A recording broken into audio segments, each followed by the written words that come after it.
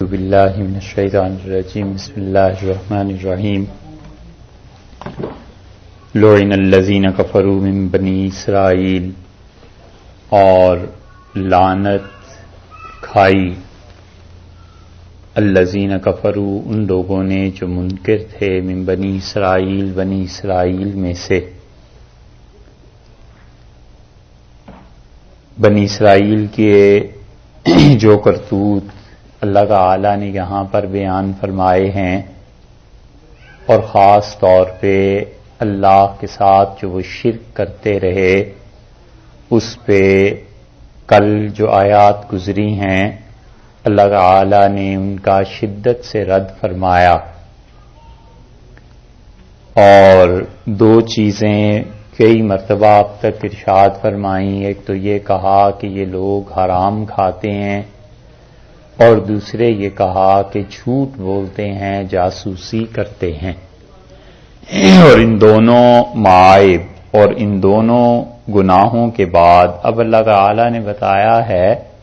کہ یہ در حقیقت پرانا مرض ہے جو اس قوم میں چلا آتا ہے، اور اس لیے شروع یہاں سے اب اس 78 نمبر آیت کو سورہ مائدہ 6 پارے میں کیا، اور پہلا لفظ یہ ارشاد فرمایا کہ لعنا، یہ لعنت کیے گئے۔ لعنت کیے گئے بھی اس کا ترجمہ کیا گیا ہے، اور سب سے اچھا ترجمہ تو یہ ہے کہ انہوں نے لعنت کو قبول کیا، لعنت کو کھا لیا۔ تو اردو میں دونوں طرح محاورہ استعمال ہوتا ہے کہ فلاں نے فلاں پہ لعنت کی، اور یہ بھی کہ فلاں نے لعنت کھائی۔ لعنت کھانے کا مطلب یہ ہے کہ لعنت کے اثرات اس انسان کی زندگی پر ظاہر ہو گئے، اور یہ بہت شدید چیز ہے، اللہ تعالیٰ اپنی پناہ میں رکھے۔ لعنت کا مطلب یہ ہے کہ کسی انسان کے لیے یا کسی چیز کے لیے یہ بد دعا کرنا کہ اللہ تمہیں اپنی رحمت سے محروم کر دے، یہ ہے لعنت کا مطلب۔ اور جن لوگوں پر بھی لعنت پڑ جاتی ہے حقیقتاً اللہ کی طرف سے، ان لوگوں کی زندگیوں کو آپ دیکھیں، برکت، خیر، یہ سب چیزیں اٹھ جاتی ہیں، اور بہت شدید معاملہ ہو جاتا ہے۔ اس لیے کبھی بھی نہ لعنت کسی پہ کرنا چاہیے، اور نہ ایسے الفاظ زبان سے ادا کرنے چاہیے۔ اب لعنت کھائی کا مطلب یہ ہوا کہ اللہ نے جن پر لعنت کی اور ان پر وہ لعنت پھر جا کر پڑ بھی گئی، انہوں نے اس لعنت کو قبول کیا۔ قبول اور رد یہ ان کے اختیار میں تو تھا نہیں کہ وہ لعنت کو قبول کرتے یا رد کر دیتے، مطلب صرف اتنا سا ہے کہ خدا نے لعنت کی اور وہ لعنت جا کر ان پر پڑ گئی۔ تو اس لیے لفظ یہ ارشاد فرمایا کہ لعنا، یہ لعنت کھا گئے، لعنت کی گئی، ان پہ مسلط ہو گئی الذین کفروا، جن لوگوں نے کفر کیا۔ کیوں لعنت پڑی؟ اس لیے کہ حرکتیں ایسی تھیں، اللہ کی جانب سے ان پر لعنت پڑ گئی۔ من بنی اسرائیل، اور یہ وہ لوگ تھے جو بنی اسرائیل میں سے تھے۔ بنی اسرائیل والوں نے جب کفر کیا، مسلسل جھوٹ بولا، حرام کھاتے رہے، ان کے علماء نے انہیں نہیں روکا، انبیاء علیہ الصلوۃ والسلام کو قتل کرتے رہے، اسی طرح جھٹلاتے رہے مسلسل اس پیغام نبوت کو جو ان تک پہنچا، تو اللہ نے ان پر لعنت کر دی جو بنی اسرائیل میں سے تھے۔ کیسے اللہ تعالی نے لعنت کی ہے؟ آگے فرما دیا کہ علی لسان داؤد، حضرت داؤد علیہ الصلوۃ والسلام کی زبان سے۔ ایک وعیسی ابن مریم، اور مریم کے بیٹے عیسیٰ علیہ الصلوۃ والسلام جو تھے، ان دو نبیوں کی مبارک زبانوں سے خدا نے ان پر لعنت بھیج دی۔ یہ ہے یہاں پر اصل بات۔ اس لیے جو اب بھی تورات ہے، اس میں اولڈ ٹیسٹامنٹ اگر آپ دیکھیں تو اس میں اب بھی ذکر مل جائے گا، زبور کا جو باب ہے چیپٹر، اس میں مل جائے گا کہ بنی اسرائیل پر حضرت داؤد علیہ الصلوۃ والسلام کیسے لعنتیں بھیجتے تھے، اور حضرت داؤد علیہ الصلوۃ والسلام نے ان کے لیے کیسے بد دعائیں کی۔ ایک تو وہ مقام ہے، اور یہ جو جدید ہے اس میں متی کا جو باب ہے اس میں بھی مل جائے گا کہ حضرت داؤد علیہ الصلوۃ والسلام کے بعد سیدنا مسیح علیہ الصلوۃ والسلام نے ان لوگوں پر کیسے لعنت کی۔ تو انبیاء علیہ السلام کی لعنت کا مطلب یہ ہو گیا کہ نبیوں نے ان کے حق میں بد دعا دے دی تھی علیہ السلام، اور یہ خدا کی رحمت سے محروم ہو گئے، دور ہو گئے۔ تو یہ کس وجہ سے ہوا؟ ذالک بما عصوا، یہ اس وجہ سے تھا کہ یہ گناہگار تھے، اور گناہ بھی چھوٹے چھوٹے نہیں بلکہ وہ گناہ ان کی فطرت میں رچ بس گئے تھے۔ پیچھے جو آیا ہے کہ یسارعون فی الکفر، کفر میں بھاگتے تھے، ایک دوسرے سے سبقت لے جانے کی کوشش کرتے تھے، اور اسی طرح اللہ کی نافرمانی میں ایک دوسرے کے ساتھ جیسے ریس لگ گئی ہو ان کی کہ کون خدا کی نافرمانی میں آگے بڑھ گیا ہے۔ تو اس لیے ذالکہ کے لفظ سے اصل میں اشارہ اس طرف ہے کہ یہ لوگ جو حرکتیں اور کرتوت کر رہے تھے بما عصوا، اس وجہ سے کہ گناہگار تھے، اس لیے وہ تمام گناہ جن میں حضور اکرم صلی اللہ علیہ وسلم نے لعنت کا فرمایا ہے، خاص طور پہ ان چیزوں سے بچنا چاہیے، کیونکہ رسول اللہ صلی اللہ علیہ وسلم کی زبان سے لعنت کسی آدمی پہ پڑ جائے، یہ اللہ کی رحمت سے بہت بڑی محرومی کی بات۔ اور رسول اللہ صلی اللہ علیہ وسلم نے بار بار لعنت کے الفاظ ان لوگوں کے لیے فرمائے ہیں جو مخلوق پر ظلم کرتے ہیں، جو سود کھاتے ہیں، اسی طرح علی حاصل قیاس جو حقوق العباد میں غفلت کرتے ہیں، ان کے لیے بہت زیادہ لعنت کے الفاظ آئے ہیں حدیث میں۔ تو اس لیے آدمی ایسے گناہوں سے بچتا رہے۔ یہ موضوع ایک مرتبہ پہلے بھی آیا تھا 5ویں پارے میں، اور وہاں کئی ایک گناہوں کا ذکر تھا کہ کس کس وجہ سے لعنت پڑتی ہے۔ تو انسان کو چاہیے کہ اپنے آپ کو ان چیزوں سے باز رکھے۔ اس لیے ارشاد فرمایا ہے کہ بما عصوا، یہ اس لیے کہ خدا کے نافرمان تھے، اور اس کے ساتھ ساتھ وکانوا یعتدون، یہ حد سے بڑھ گئے تھے، حد پر نہ رہتے تھے۔ ایک حد ہوتی ہے کہ ایک آدمی خدا کی نافرمانی کرتا ہے، پھر اس کے بعد توبہ کر لیتا ہے، آدمی اپنے آپ کو سنوارتا رہتا ہے ساری زندگی، لیکن ان لوگوں نے بجائے سنوارنے کے ان حدود کو بھی کراس کر لیا جو حقیقتاً خدا کی نہایت ناپسندیدہ چیزیں تھیں۔ اب بھی سلاطین کا جو باب ہے آپ وہاں پر دیکھیں تو ان کے خود اسباب لکھے ہوئے ہیں کہ بنی اسرائیل نے کیا کیا کرتوت کیے، اور کس وجہ سے خدا کی لعنت پڑی، اور کس وجہ سے اللہ تعالی نے انہیں پھٹکار دی اور انہیں خدا نے ہٹا دیا۔ حضور اقدس صلی اللہ علیہ وسلم کے آنے کے بعد ان کے یہ جرائم اور زیادہ بڑھ گئے، کیونکہ قرآن بار بار پیچھے سے بتا رہا ہے کہ یہ لوگ آخر توبہ کیوں نہیں کر لیتے، یہ لوگ آخر رسول اللہ صلی اللہ علیہ وسلم کو مان کیوں نہیں لیتے۔ قرآن بار بار کہتا ہے کہ کیوں نہیں یہ نبوت پر ایمان لے آتے، کیوں نہیں قرآن کو مان لیتے۔ تو یہ سب چیزیں جو جان بوجھ کر کفر کرنا تھا، یہ سب چیزیں ایسے ہی ہو گئی ہیں کہ اللہ تعالیٰ نے کہا کہ کانوا یعتدون، حد سے بڑھ کر گئے تھے، ایک حد ہوتی ہے اس پہ نہیں رہتے تھے۔ کانوا، اور یہ لوگ تھے، لا یتناہون، نہیں روکتے تھے، نہیں منع کرتے تھے، عن منکرین، برائی سے، برے کام سے، فعلوا، جو یہ کر رہے تھے، لبئس، سو کیا ہی برا ہے کام، ما، وہ کام، کانوا یفعلون، جو کچھ کہ یہ کرتے تھے۔ اس آیت کریمہ کے 2 ترجمے کیے گئے ہیں، اور اصل میں یتناہون کا ترجمہ جو ہے یہ ہے مختلف بھی، اس پہ ہوا ہے مفسرین کا اختلاف کہ اس کا ترجمہ کیا ہے۔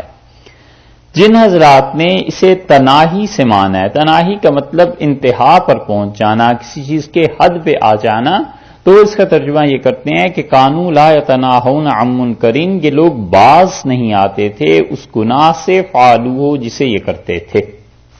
کوئی ایک گناہ ہو تو اللہ اس کا ذکر وہاں فرمائے، اتنے گناہ تھے کہ انہوں نے طے کیا ہوا تھا زندگی میں کہ کوئی بھی گناہ ہو جائے ہم نے اسے نہیں چھوڑنا۔ ایک ترجمہ تو یہ ہو گیا کہ تناہی، کانوا لا یتناہون، یہ باز نہیں آتے تھے، ایک بات تو یہ ہو گئی۔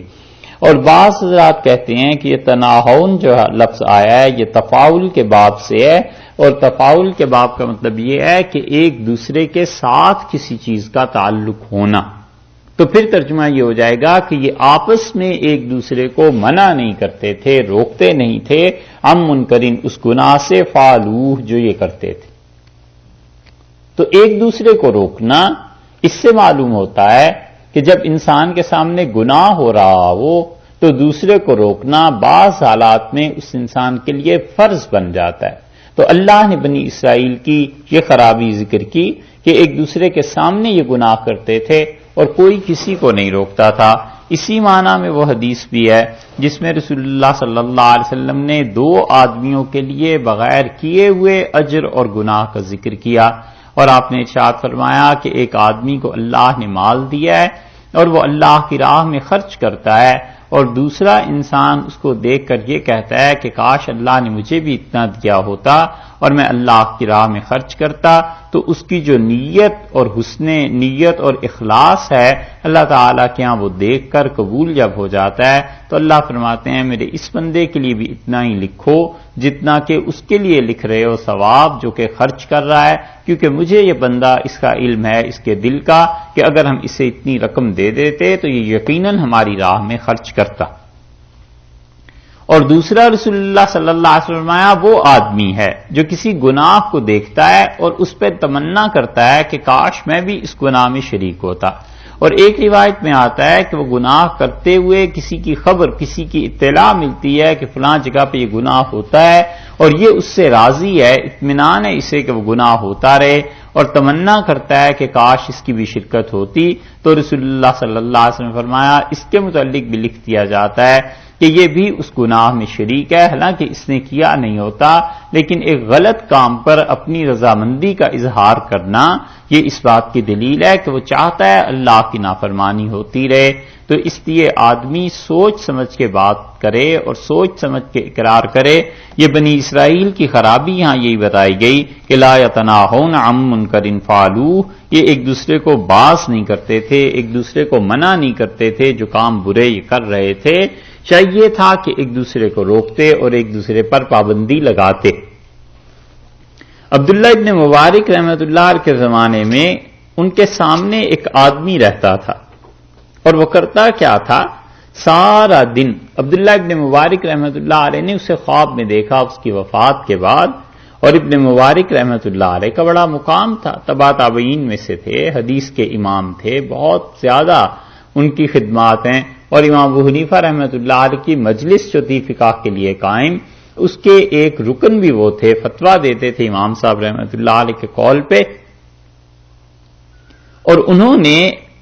اپنے پڑوسی کو دیکھا جو ان کے گھر کے بالکل ہی سامنے رہتا تھا، اور عبداللہ ابن مبارک رحمۃ اللہ علیہ کہتے ہیں مجھے اس کے متعلق بتایا گیا خواب میں کہ جنت میں اس کو وہی مقام ملا جو عبداللہ ابن مبارک رحمۃ اللہ علیہ کو مقام ملا، دونوں کا مقام ایک ہی تھا۔ تو ابن مبارک رحمۃ اللہ علیہ کہتے تھے کہ مجھے حیرت ہوئی اس انسان پہ کہ کس وجہ سے مقام ملا، اور پتہ چلا خواب میں بتایا گیا کہ تم جب رات کو نماز پڑھتے تھے اور جب تم عبادت کرتے تھے تو یہ تمہیں دیکھتا تھا اور تمنا کرتا تھا کہ کاش میں بھی ایسی ہوتا جیسے ابن مبارک ہیں، تو اللہ نے جنت میں دونوں کا ایک ہی مقام کر دی۔ اور ابن مبارک رحمۃ اللہ علیہ فرماتے تھے اس آدمی کا کام کیا تھا، وہ سارا دن لوہے کا کام کرتا تھا اور فرض نماز پڑھ لیتا تھا، اور رات کو آتا تھا تھکا ہوا اور کہتا تھا کہ اب تو ہمت نہیں ہے خدا کی عبادت کی بھی، بس اتنا تھک گیا ہوں، اور لیٹ جاتا تھا اور تمنا کرتا تھا کہ کاش اللہ مجھے توفیق دیتا تو میں عبداللہ ابن مبارک رحمۃ اللہ علیہ کی طرح خدا کی عبادت کرتا، اللہ نے مقام ایک کر دیا۔ یہ چیز ہے کہ انسان نیکی کے کام کو دیکھ کے جب خوش ہوتا ہے کہ اچھا ہے یہ لوگ کام کر رہے ہیں، تو اللہ تعالیٰ اس کی حسن نیت کو قبول کر لیتا ہے، اور اسی طرح جب کوئی آدمی گناہ کو دیکھ کے خوش ہوتا ہے تو وہ جو نیت کی خرابی اور بربادی ہے یہ اس انسان کو گناہ کار بنا دیتی ہے۔ اور اس سے ایک اور بات بھی فقہا نے ثابت کی ہے، اور وہ کہتے ہیں کہ اس کا مطلب یہ ہے کہ جہاں پر گناہ ہو رہا ہو انسان اس پر نکیر کرے، انسان کو چاہیے کہ اس گناہ سے برات کا اظہار کرے اور صاف کہے کہ میں اس گناہ سے راضی نہیں، اور روکے۔ اور روکنا اپنے اپنے درجے کی چیز ہے، اگر ہے بادشاہ اور حاکم وقت ہے وہ اس گناہ کو روکے گا قوت کے ساتھ، اور اگر کوئی ناصح ہے نصیحت کر سکتا ہے اور اس کا بس اور اختیار نہیں چلتا زبان سے کہہ دے، اتنا بھی نہیں ہے تو پھر دلی سے برا سمجھے گا۔ یہ تینوں درجات انہوں نے متعین کیے ہیں، اور اسی طرح ہر آدمی کو گناہ سے روکنا بھی نہیں چاہیے، سمجھنا چاہیے کہ اس آدمی کو اگر اس گناہ سے روک دیا تو پھر اس کے بعد یہ کیا کرے گا۔ اگر یہ ڈر ہو کہ فی الحال اگر اس کام پہ اسے نہ روک دیا گیا تو پھر یہ چڑ کے اس سے بھی بدتر گناہ کرے گا، اس سے بھی زیادہ گناہ کی بات کرے گا، تو پھر اس گناہ پہ نہیں روکنا چاہیے۔ یہ حکمت کی بات ہے جو فقہا نے لکھی ہے۔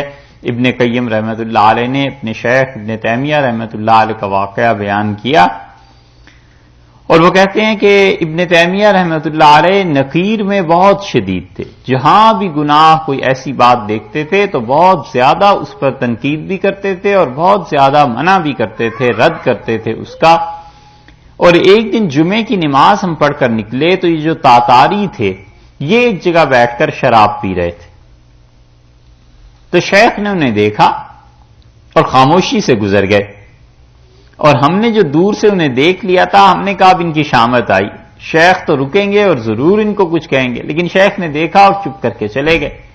ہمیں بڑا تعجب ہوا اور ہم نے پوچھا حضرت آپ تو کبھی بھی رکتے نہیں ہیں بات کہے بغیر، یہاں کیا مصلحت تھی؟ تو انہوں نے کہا یہ شراب پی رہے تھے نا، اگر میں انہیں روک دیتا اور ان کو کچھ کہتا انہیں غصہ آتا تو یہ اٹھ کے مسلمانوں کو قتل کرنے لگ جاتے، تو اس لیے میری نظر اس پہ چلی گئی کہ کم درجے کے گناہ میں مبتلا ہیں، اسی میں رہنے دو، بجائے اس کے کہ انہیں اس سے ہٹا دوں اور اس سے بھی بدتر گناہ میں چلے جائیں۔ تو کئی مرتبہ ایسے ہوا کرتا ہے کہ بعض فقہا اور مفتی جو کہتے ہیں کہ اس کو اس گناہ میں رہنے دو، اس کا مطلب یہ نہیں ہے کہ وہ کہہ دیتے ہیں یہ اس کے لیے کوئی جائز ہو گیا ہے، وہ اس مصلحت سے کہتے ہیں کہ ابھی فی الحال تو یہ ایک چھوٹے گناہ میں مبتلا ہے، مکروہ میں، اس کے بعد اٹھ کر حرام کام کرنے لگ جائے گا،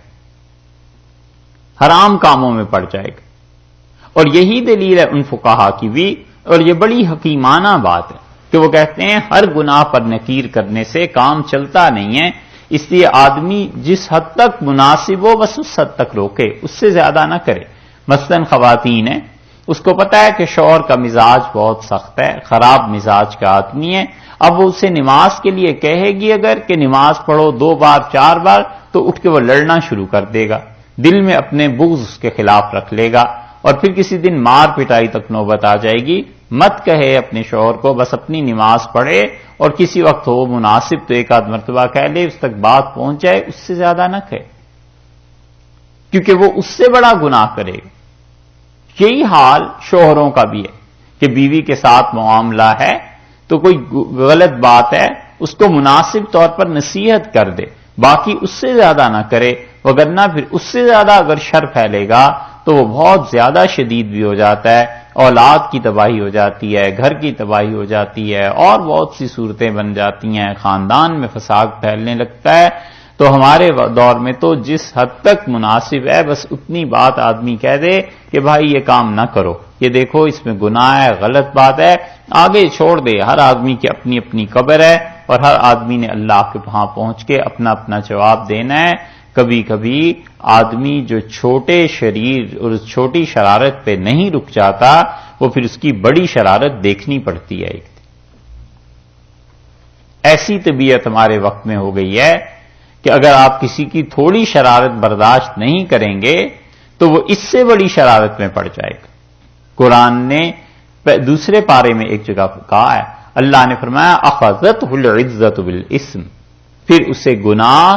اس کو ترقی دیتا ہے، اس کے غلبے میں، اس کی عزت میں، اس کی نخوت میں، غرور میں۔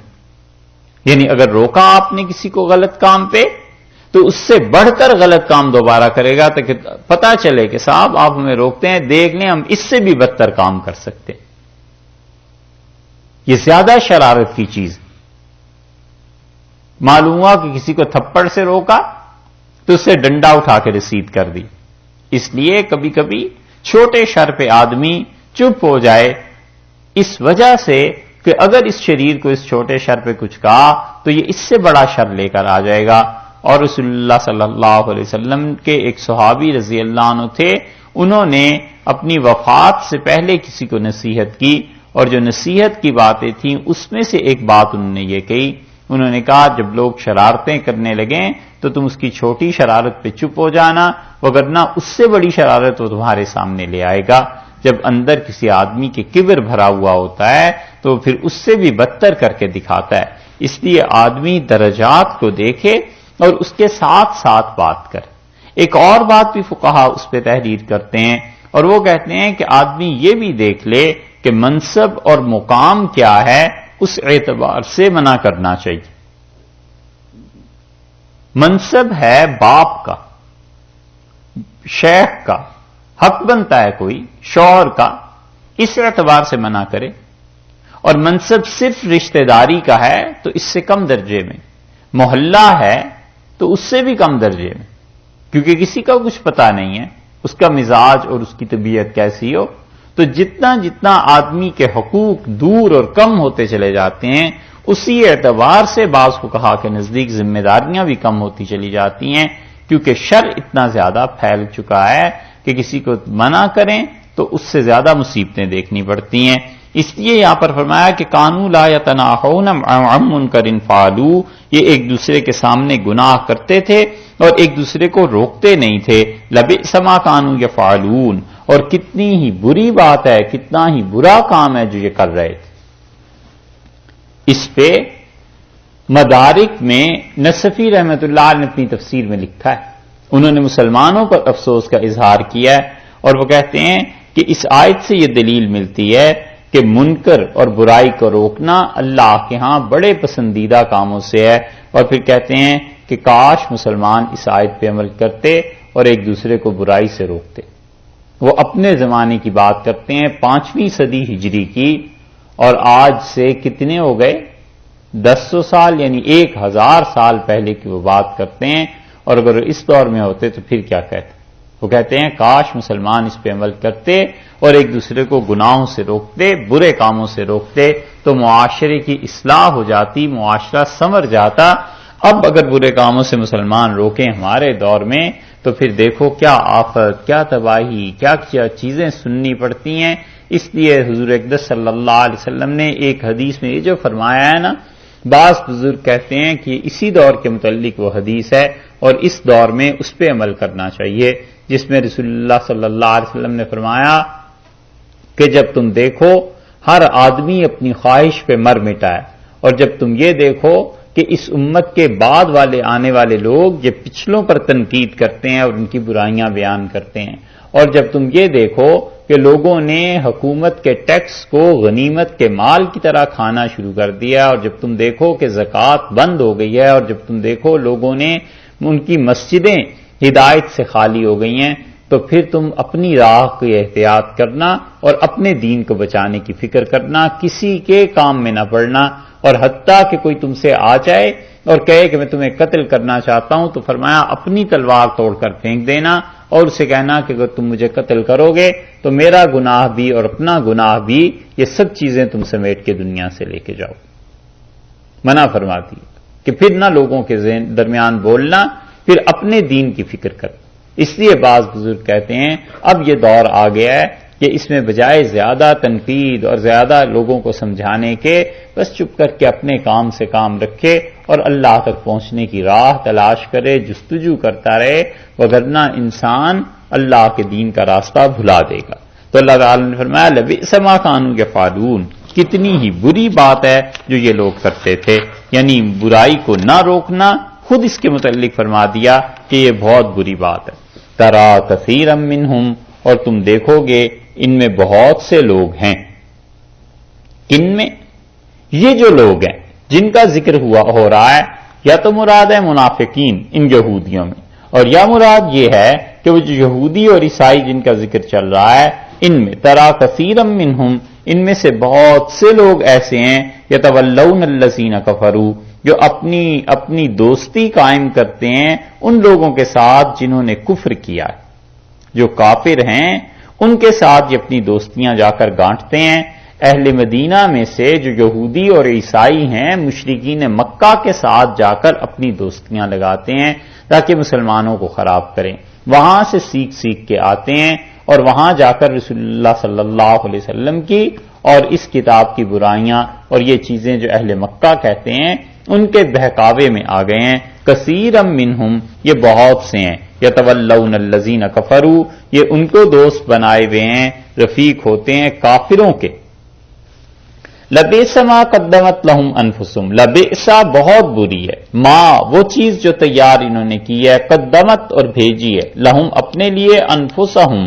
اپنے جانوں کے لیے، اپنے لیے جو چیز انہوں نے بھیجی ہے، یہ بہت ہی بری حرکت ہے جو یہ کر رہے ہیں. یعنی ایک تو کافروں کے ساتھ دوستی لگانا یہ خود بری حرکت ہے. یہ اہل کتاب تھے، نبوت کو مانتے تھے، رسالت کے قائل تھے، قیامت کے قائل تھے، یہ یہودی اور عیسائی سب چیزیں. اس کے باوجود مکہ مکرمہ میں جا کے ان مشرکین سے دوستی لگانا جن کا کوئی دین اور ایمان ہی نہیں. کم سے کم مسلمانوں میں یہ چیزیں تو تھیں. تو اہل کتاب ہونے کی وجہ سے قریب تو ہونا چاہیے تھا مسلمانوں کی. انہوں نے بجائے اس کے کہ مسلمانوں کے قریب ہوتے جا کر یہودیوں کے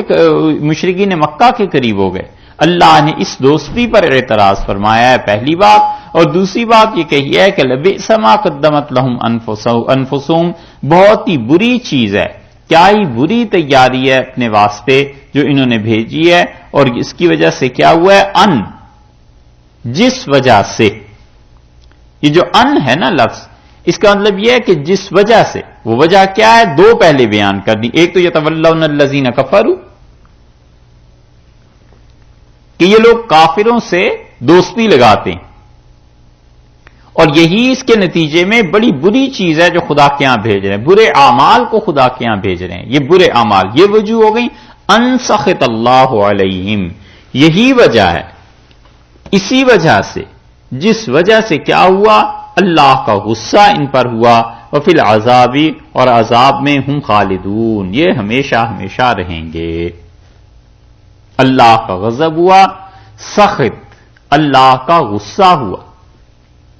اور حدیث میں بھی آیا ہے، نبی کریم صلی اللہ علیہ وسلم نے فرمایا کہ جو ایسے کام کرتا ہے اللہ کا غصہ اس پر نازل ہوتا ہے. غضب کہیں کہیں لفظ ذکر کیا ہے، کہیں کہیں اللہ تعالی نے، اور حدیث میں بھی سخط کا لفظ آیا ہے. سخط اور غضب میں بنیادی طور پہ اگرچہ فرق ہے، لیکن دونوں کا مفہوم آگے جا کر ایک جگہ مل جاتا ہے، اور وہ اللہ کا غضب ہے، اللہ کا غصہ ہے کسی انسان پہ نازل ہونا. اور آیت کی ترکیب میں دیکھیے وَفِي الْعَذَابِ هُمْ خَالِدُونَ، ارشاد فرمایا جہنم میں، عذاب میں، ہم خالدون، یہی ہیں جو ہمیشہ ہمیشہ رہیں گے.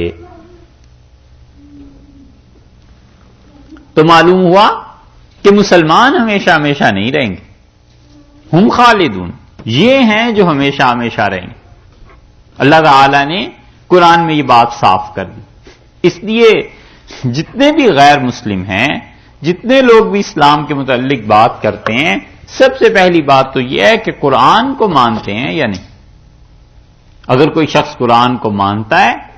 اور وہ یہ کہتا ہے کہ یہ وہی کتاب ہے جو حضور اقدس صلی اللہ علیہ وسلم پر نازل ہوئی تھی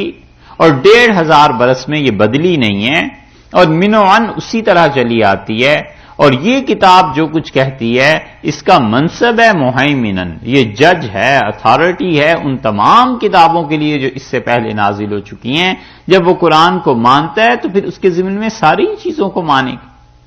اسی لیے اللہ تعالی نے آیت کی ترکیب دیکھیے، فرمایا وَفِي الْعَذَابِ هُمْ خَالِدُونَ، عذاب میں رہیں گے ہمیشہ ہمیشہ.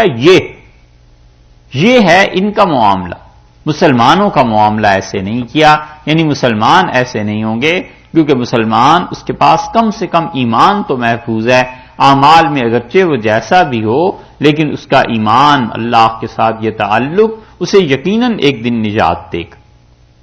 وَلَوْ كَانُوا، اور اگر یہ لوگ یہودی یؤمنون باللہ، اللہ پر ایمان لے آتے، والنبی، اور نبی صلی اللہ علیہ وسلم پر ایمان لے آتے، وما انزل الیہ، اور جو چیز نازل کی گئی ہے اس پر، الیہ اس پر، اس سے کیا مراد ہوئی؟ اس پر یعنی نبی علیہ الصلوۃ والسلام پر جو چیز نازل کی گئی ہے اس پر ایمان لے آتے. یہ 3 شرائط اگر یہ پوری کر دیتے یہودی، تو اس کے نتیجے میں متخذوہم، نہ یہ بناتے اولیاء اپنا دوست ان کافروں کو. اگر اللہ پر یقین اور نبی علیہ الصلوۃ والسلام پر اور جو کچھ نازل ہوا ہے اس پر یہ چیزیں 3 وہ پوری کر دیتے تو یہ کافروں کو کبھی بھی اپنا دوست نہ بناتے. اگر اس آیت کو مانا جائے یہی جو سلسلہ کلام چل رہا ہے یہودیوں ہی کے متعلق، تو پھر مراد یہ ہو جائے گی جو مفسرین نے لکھا ہے کہ وَلَوْ كَانُوا يُؤْمِنُونَ بِاللَّهِ، اگر یہ یہودی ایمان لاتے اللہ پر، والنبی، اور نبی صلی اللہ علیہ وسلم پر، تو وہ کہتے ہیں کہ نبی سے مراد حضرت موسیٰ علیہ السلام بھی ہو سکتے ہیں اور نبی سے مراد رسول اللہ صلی اللہ علیہ وسلم بھی ہو سکتے ہیں، کیونکہ اگر یہودیوں کے متعلق آپ مان رہے ہیں ان آیات کو تو پھر تو یہاں نبی اور وما انزل الیہ اور جو ان پر نازل کیا گیا ہے یہ دونوں کی تعیین یہودیوں کے حساب سے ہو جائے گی۔ تو ہم یہ کہہ سکتے ہیں کہ اگر وہ ایمان لاتے اللہ پر اور نبی صلی اللہ علیہ وسلم یعنی حضرت موسیٰ علیہ السلام پر اور جو ان پہ نازل کی گئی یعنی تورات ان تین چیزوں پر وہ مانتے، متخذوہم اولیاء، تو یہ ان مشرکین مکہ کو اپنا دوست کبھی نہ بناتے، کیونکہ تورات میں بھی یہی ہے کہ اللہ کی توحید قائم کرو، تورات میں بھی یہی حکم ہے نبوت کی اتباع کا، تورات میں بھی یہی حکم ہے کہ تم کسی اللہ کے دشمن کے ساتھ دوستی نہیں کر سکتے۔ اور کچھ حضرات نے اس کو مانا ہے منافقین کے متعلق اس امت کے، تو اگر منافقین کے متعلق مان لیا جائے تو پھر یہ کہا جائے گا کہ اگر یہ لوگ ایمان لے آتے اللہ پر اور رسول اللہ صلی اللہ علیہ وسلم پر اور جو چیز آپ پر نازل کی گئی یعنی قرآن، متخذوہم اولیاء، یہ اپنا دوست ان مشرکین کو نہ بناتے، یہ مشرکین کے ساتھ ان کی دوستی اور تعلق اللہ نے اس پہ شدید طور پر تنقید کی ہے اور شدید نکیر فرمائی ہے۔ اس سے پتہ چلتا ہے کہ کافروں کو اپنا دلی دوست بنانا یہ کتنی خطرناک چیز ہے، اور یہ بات رسول اللہ صلی اللہ علیہ وسلم نے بھی فرمائی۔ حضرت عبداللہ ابن مسعود رضی اللہ عنہ نے فرمایا المرء علی دین خلیلہ، لوگوں آدمی اپنے دوستوں کے دین پہ ہوتا ہے۔ فَلْيَنْظُرْ إِلَىٰ مَن يُخَالِفُ، کسی آدمی کو دیکھنا ہو تم نے تو یہ دیکھو اس کا اٹھنا بیٹھنا کن لوگوں کے ساتھ، وہ چیز غالب آ جاتی ہے۔ جن کے ساتھ دوستی اور تعلق ہوتا ہے وہ تعلق اور دوستی غالب آ جاتی ہے، اور اتنی غالب آ جاتی ہے کہ انسان کے عقائد، نظریات، ہر چیز اس سے متاثر ہونا شروع ہوتی ہے، حتیٰ کہ آخر پر پہنچتے پہنچتے وہ اپنے دوستوں میں ڈھل جاتا ہے۔ اگر خیر کا غلبہ ہو تو خیر کی طرف اور شر کا غلبہ ہو تو اس کی طرف چل پڑتا ہے۔ اس لیے ارشاد فرمایا ہے کہ اگر یہ کسی چیز کو خدا کی نازل کردہ کتاب کو اور نبی علیہ الصلوۃ والسلام کو مانتے تو کبھی بھی ان مشرکین سے دوستی نہ لگاتے، وَلَٰكِنَّ كَثِيرًا، اور بات یہ ہے اصل میں لیکن، پر ان میں کثیرم منہم، بہت سے لوگ ہیں، فاسقون جو فاسق ہیں، بہت سے لوگ ہیں جو فسق سے کام لیتے ہیں۔ اس آیت کو شروع کیا اللہ تعالی نے وَلَوْ كَانُوا يُؤْمِنُونَ بِاللَّهِ، اگر یہ لوگ ایمان لاتے اللہ پر تو ایمان کے مقابلے میں آخر پر آ کر کہا ہے فاسق، تو اس فسق سے مراد مفسرین کہتے ہیں کفر ہے، کیونکہ ایمان کے مقابلے میں آ گیا نا، تو کہتے ہیں ایمان کے مقابلے میں یہ عقیدے کا فسق ہو گیا، اور عقیدے کا فسق جو ہے اس کی انتہا کفر ہے، تو عقیدہ برباد ہوا ان کا، اور ان میں سے اکثر لوگ کافر ہیں، تو یومنون کے مقابلے میں فاسقون آ گیا، تو ایمان کے مقابلے میں کفر آ گیا، اس لیے اللہ تعالیٰ نے فرمایا ان میں سے اکثر کافر ہیں، تو کافر کو اپنے دین کی کوئی پرواہ ہی نہیں، اپنے دین کا کوئی خیال ہی نہیں، اس لیے تم ان لوگوں پر یہ دیکھو کہ ان میں کیا کیا خرابی ہیں، لَتَجِدَنَّ، اور آپ پائیں گے، دونوں تفسیریں کی گئی ہیں۔ لَتَجِدَنَّ کا مطلب یہ کہ تم پاؤ گے، جو بھی پڑھ رہا ہے اس قرآن کو اے مخاطب ہے انسان تمہیں پتا چل جائے گا، تم یہ دیکھو گے، تم یہ محسوس کرو گے۔ اور لَتَجِدَنَّ کا دوسرا ترجمہ کیا گیا ہے کہ اے رسول صلی اللہ علیہ وسلم آپ دیکھ لیں گے خود، اشد الناس، لوگوں میں سب سے زیادہ، اشد الناس، لوگوں میں سب سے زیادہ، عداوتاً، دشمنی میں، مسلمانوں کی عداوت میں سب سے جو لوگ بڑھے ہوئے ہیں آپ دیکھیں گے کون ہیں، للذین آمنوا، ایمان والوں کے لیے، الیہود، یہودی ہیں جو سب سے بڑے دشمن ہیں مسلمانوں کے، اور آپ پائیں گے انہیں بہت زیادہ مسلمانوں کے خلاف، والذین اشرکوا، اور ان لوگوں کو جو شرک کرتے ہیں یہ مسلمانوں کے شدید دشمن ہیں، یہ ان کے خلاف مسلمانوں کے سب سے زیادہ ہے۔ اگر تو یہ بات رسول اللہ صلی اللہ علیہ وسلم کے دور کے متعلق مان لی جائے کہ اللہ نے کہا ہے انہیں کہ حضرت صلی اللہ علیہ وسلم کو کہ آپ پائیں گے مکہ مکرمہ میں مدینہ منورہ میں اس کے اطراف و جوانب میں سب سے زیادہ مسلمانوں کے خلاف بات کرنے والے یہودی اور مشرکین، تو پھر تو اسی وقت کے یہودی اور مشرکین مراد ہو گئے۔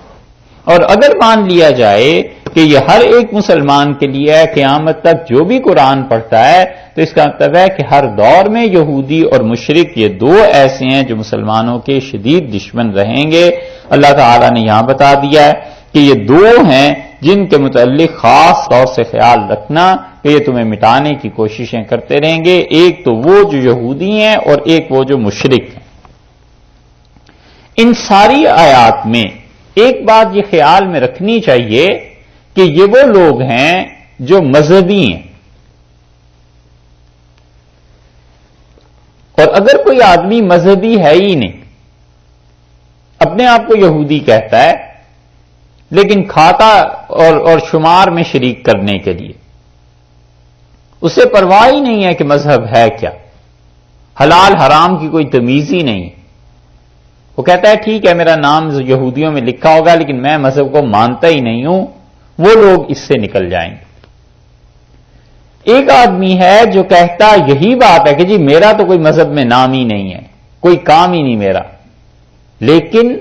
جب بھی مسلمانوں کے خلاف کوئی بات ہوتی ہے تو وہ اپنا ووٹ ادھر ہی ڈالتا ہے جدھر کفر اور ظالم لوگ ڈال رہے ہیں، وہ بھی ان میں شامل ہے اس آیت میں۔ اور جو کھلے ہوئے مذہب کے ہیں وہ تو ہیں ہی ہیں۔ اللہ تعالیٰ نے ان تینوں کا متعلق بیان کر دیا ہے کہ دیکھو وہ لوگ جو یہودی ہیں اور وہ جو مشرک ہیں وہ مسلمانوں کے سخت خلاف ہیں۔ بہت سے لوگ دنیا میں ایسے بھی ہوا کرتے ہیں جو بظاہر کچھ نہیں ہوتے، وہ کہتے ہیں جی ہم تو نیوٹرل ہیں، ہمیں تو کسی سے نہ لینا نہ کچھ دینا، اور جب بات آتی ہے کھل کے ان کے مذہب پہ اس چیز پہ تو پھر ان کا ووٹ اپنے فرقے کے حق میں چلا جاتا ہے، پھر نیوٹرل نہیں رہتے۔ گاندھی جی کے متعلق کہتے ہیں کہ جب ان سے لوگ اپنے کام کہتے تھے کوئی اور کام کرنا ہوتا تھا تو کر دیتے تھے، اور نہیں کرنا ہوتا تھا تو وہ کہتے تھے کہ بھائی تمہیں تو پتا ہے میں تو کانگریس کا 2 پیسے کا ممبر بھی نہیں ہوں، میں نے تو اس کا فارم بھی نہیں بھرا، تو کانگریس والے میری کہاں سنتے ہیں۔ تو ایسی چیزیں اس عملی دنیا میں نظر آتی ہیں کہ جب ووٹنگ ہوئی، رائے شماری ہوئی، کسی چیز پہ حصہ لینا ہوا تو وہ اپنا وزن اس پلڑے میں ڈالے گا جس پلڑے میں مسلمانوں کا شدید نقصان ہو جائے، کسی طرح مسلمان برباد ہو جائیں، وہ بھی اس میں شامل ہے۔ والذین اشرکوا، اور جو لوگ شرک کرتے ہیں یہ بھی اس لیے کہ شیطان انہیں یہ پٹی پڑھاتا ہے، شیطان کو جو اللہ سے اور مسلمانوں سے دشمنی ہے وہ اس کسر کو یہاں پورا کرنا چاہتا ہے۔ تو 2 مذہبی لوگوں کی بات ہوگی، اور جن کا حقیقت میں کوئی دین ہی نہیں، مذہب ہی نہیں ہے، انہیں پرواہ ہی نہیں ہے دنیا میں کیا ہوتا ہے کیا نہیں ہوتا، وہ اس کیٹیگری میں نہیں آئیں گے۔ تو ان لوگوں کے لیے جو واقعتاً سیکولر ہیں اور دین کو نہیں مانتے، محنت کرنی چاہیے مسلمانوں کو، محنت تو اوروں پہ بھی لیکن خاص طور پہ ان لوگوں پر محنت کرنی چاہیے کہ کسی طرح یہ اسلام میں آ جائیں اور مسلمانوں کے حق میں ان کا وزن پڑے۔ یہ چیز مسلمانوں نے چھوڑ دی، اور سیکولر جو لوگ ہیں جن کا کسی دین مذہب سے کوئی تعلق نہیں ہے، مسلمانوں نے ان میں تبلیغ چھوڑ دی ہے، صحیح چیزوں کی ہدایت چھوڑ دی ہے، صحیح چیزیں ان کے سامنے لے جا کر نہیں رکھتے، اور یہ بڑی کوتاہی کی بات ہے۔ اچھا یہ تو ہو گئی دشمنی۔ اب اس کے مقابلے میں نسبتاً کمپیریٹیولی نسبت اور تناسب کے اعتبار سے اللہ فرماتے ہیں وَلَا تَجِدَنَّ، اور تم پاؤ گے اقربہم، ان میں سے کس کو اقربہم زیادہ قریب، سب سے نزدیک محبت میں۔ یہ اقربہم کو جو لفظ ہے نا اس پہ بعض مفسرین کو دھوکا ہوا ہے، وہ اس پر لکھ گئے ہیں کہ جو آگے آ رہا ہے فرقہ نصارہ کا یہ مسلمانوں کے بہت ہی ہمدرد ہیں۔ اللہ نے یہ نہیں کہا، اللہ نے تقابل میں کہا ہے کہ وہ بہت زیادہ دشمن ہیں، ان کے مقابلے میں یہ تمہارے دوست ہیں، یہ نہیں ہے کہ مطلقاً تمہارے دوست ہیں۔ وَلَتَجِدَنَّ أَقْرَبَهُمْ، اور ان کافروں میں تم پاؤ گے مودتن، محبت میں، للذین آمنوا، ایمان والوں کے لیے، الذین، ان لوگوں کو، قالوا، جو یہ کہتے ہیں کہ انا نصارا، ہم نصارا ہیں، ان لوگوں کو تم محبت میں زیادہ قریب پاؤ گے۔ یہاں پہلے لفظ لائے تھے عداوت کا آیت میں، اس کے بعد لفظ لائے ہیں دوسرا مودت کا۔ عداوت کہتے ہیں اس بغض کو، اس نفرت کو جو کسی انسان میں پائی جائے اور اس نفرت کا اظہار اس کے قول اور فعل سے ہو، یہ چیز ہے عداوت۔ اور مودت، محبت اس کو کہتے ہیں ایسی محبت جس کا اظہار اس کے قول اور فعل سے ہو۔ تو مودت اور عداوت دونوں ایک دوسرے کے مقابلے میں لے آئے۔ تو جو نصارہ ہیں یہ نسبتاً قریب ہیں، یہ نہیں ہے کہ بالکل ہی قریب ہیں، مطلقاً نہیں فرمایا بلکہ اضافی قرب ہے۔ دوسری اس کے برعکس دیکھ لیں تو مطلب یہ کہ وہ تمہارے زیادہ دشمن ہیں، یہ کم دشمن ہے، انہیں بالکل تم سے دشمنی ہے، انہیں تم سے ان کے مقابلے میں محبت زیادہ ہے، اقرب بہت زیادہ ہے، لیکن یہ کہ کلیتاً بالکل نفرت نکل گئی ہو یہ بھی نہیں فرمایا۔ ایک بات تو یہ ہے جس پہ مفسرین میں سے بعض رات دھوکے میں پڑ گئے ہیں، اور دوسرے اللہ تعالی نے یہاں جو لفظ استعمال فرمایا ہے وہ مسیح نہیں کہا، اللہ نے کہا نصارہ۔ قرآن پاک میں یہ خاص طور سے خیال کیجئے گا، اس فرق کو بہت سے لوگ مٹا گئے ہیں، اس جیسے ان بیچاروں کو خود ہی بڑی مشکل پیش آئی ہے۔ یہ جو نصارہ کا لفظ ہے نا، اللہ تعالیٰ جہاں بھی یہ استعمال کرتے ہیں اس سے مراد یہ عیسائی نہیں ہے جنہیں ہم دیکھتے ہیں۔ نصارہ میں وہ فرقہ ہے جو کسی زمانے میں تھا، اب بھی بعض لوگ اس میں سے پائے جاتے ہیں، قدیم فرقہ جو صرف حضرت مسیح علیہ الصلوۃ والسلام کو اللہ کا نبی مانتے تھے، اور جنہیں بعد میں عیسائیوں نے کہا کہ یہ ملحد ہو گئے، انہوں نے دین کو چھوڑ دیا ہے، اور پھر 8ویں 9ویں صدی میں انہوں نے ان کا قتل عام بھی کیا، مارتے بھی رہے۔ نیزرینس یہ کہاں ہیں آج کل ہیں؟